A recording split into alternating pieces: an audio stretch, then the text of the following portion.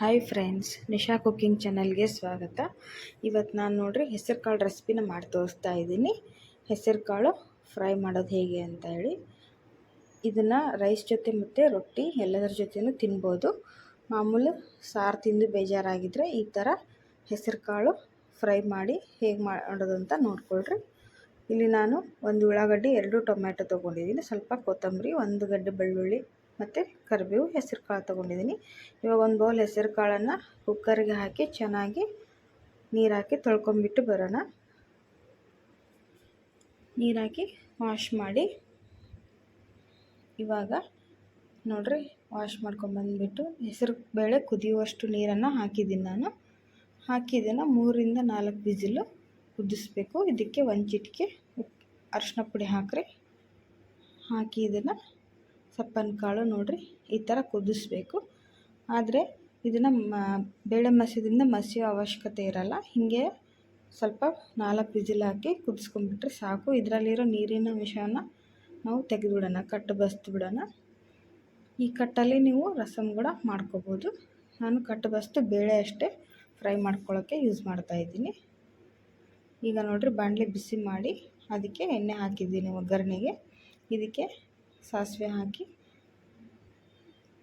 ಸಾಸಿವೆ ಸಿಡಿದ ಮೇಲೆ ಸ್ವಲ್ಪ ಜೀರಿಗೆ, ಆಮೇಲೆ ನಾವು ಹೆಚ್ಚಿಟ್ಕೊಂಡಂಥ ಉಳ್ಳಾಗಡ್ಡಿ, ಕರಿಬೇವು ಮತ್ತು ಬೆಳ್ಳುಳ್ಳಿನ ಹಾಕ್ಕೊಳ್ಳೋಣ.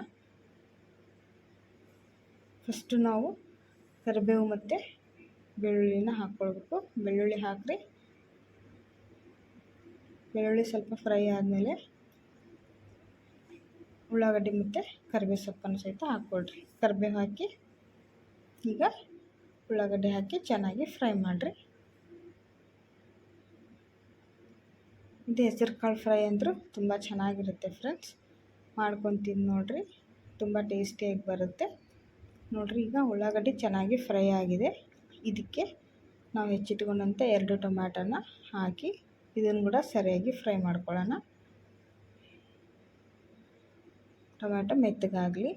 ನಾವು ಬೇಳೆಲಿ ಹಾಕಿ ಕುದಿಸಿಲ್ಲ ಅಲ್ವ, ಹಾಗಾಗಿ ಇದರಲ್ಲಿ ಫ್ರೈ ಆಗಿ ಚೆನ್ನಾಗಿ ಮೆತ್ತಗಾಗಬೇಕು ಟೊಮೆಟೊ.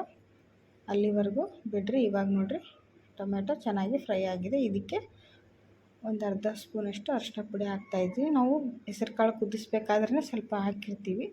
ಇದಕ್ಕೂ ಒಗ್ಗರಣೆಗೆ ಸ್ವಲ್ಪ ಹಾಕಿ ಅಷ್ಟೇ. ಇದಕ್ಕೆ ನಾನು ಹೆಸರು ಮೆಣಸಿನ್ಕಾಯಿ ಪೇಸ್ಟನ್ನು ಹಾಕ್ತಾಯಿದ್ದೀನಿ. ಹಸಿಮೆಣ್ಸಿನ್ಕಾಯಿ ಪೇಸ್ಟ್ ಇಲ್ಲ ಅಂದರೆ ನೀವು ಖಾರದ ಪುಡಿ ಸಹಿತ ಹಾಕ್ಕೋಬೋದು. ಇವಾಗ ಅದನ್ನು ಖಾರನ ಚೆನ್ನಾಗಿ ಮಿಕ್ಸ್ ಮಾಡ್ತಾಯಿದ್ದೀನಿ, ಹಸಿಮೆಣ್ಸಿನ್ಕಾಯಿ ಖಾರದ ಪೇಸ್ಟನ್ನು. ಇಲ್ಲಾಂದರೆ ಅದು ಗಟ್ಟಿಯಾಗಿ ಹಾಗೆ ಉಳ್ಕೊಂಡ್ಬಿಡುತ್ತೆ.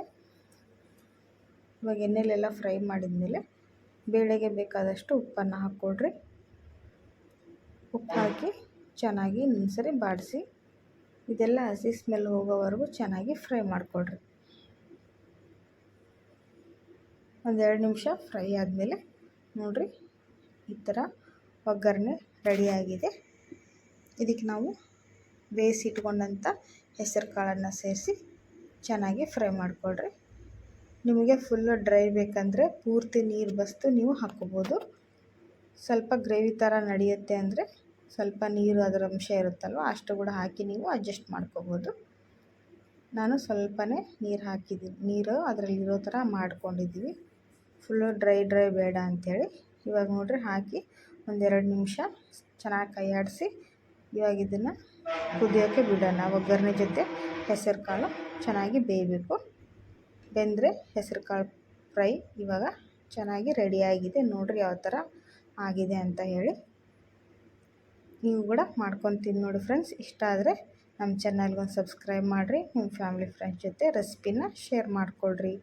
ಹೀಗೆ ನನಗೆ ಸಪೋರ್ಟ್ ಮಾಡ್ತಾರೆ ಅಂತ ಹೇಳ್ತಾ ಇದ್ದೀನಿ ಫ್ರೆಂಡ್ಸ್. ಇವಾಗ ನೋಡಿರಿ ಬೇಳೆ ರೆಡಿಯಾಗಿದೆಯಲ್ಲ, ಮೇಲೆ ಸ್ವಲ್ಪ ಕೊತ್ತಂಬರಿ ಸೊಪ್ಪು ಹಾಕಿ ಚೆನ್ನಾಗಿ ಮಿಕ್ಸ್ ಮಾಡಿದ್ರೆ ಹೆಸರು ಕಾಳು ಫ್ರೈ ಚೆನ್ನಾಗಿ ರೆಡಿಯಾಗಿದೆ. ನೀವು ಕೂಡ ಮಾಡ್ಕೊಂಡು ತಿಂದು ನೋಡಿ.